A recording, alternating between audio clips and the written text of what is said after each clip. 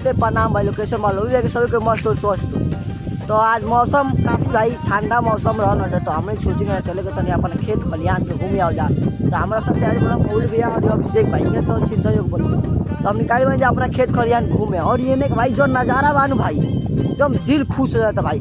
जे भी लोग बा गाँव से बाहर भाई, जी बाहर प्रदेश में कमाता अपने परिवार के कुछ 2 रुपया देता है भाई कि हमारा लड़का पैसा आगे बढ़ा भाई, वही खुशी खाती अपनों गांव के त्याग के एवं भाई शहर में कमाता। सबे के बाबा जे भी कमाती शहर में, तो भाई अपना गांव के मिस करते ही भाई। बकाश यार हम रहती घरे और अपना परिवार के साथ रहती, दोस्त यार के साथ रहती, ठीक बा।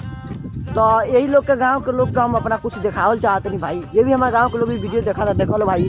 भैया लोग काफ़ी अच्छा सरसों से फुलाइल बटे भाई, पूरा एकदम खेत खलिहान हरल भरल लौका तटे। और जब भी हमारा गांव के लोग बा भाई प्रदेश जे भी बा उनको समय कहीं बात करें भाई की अपना भाई के दिल से सपोर्ट कर लो, लाइक कर लो, कमेंट कर लो भाई।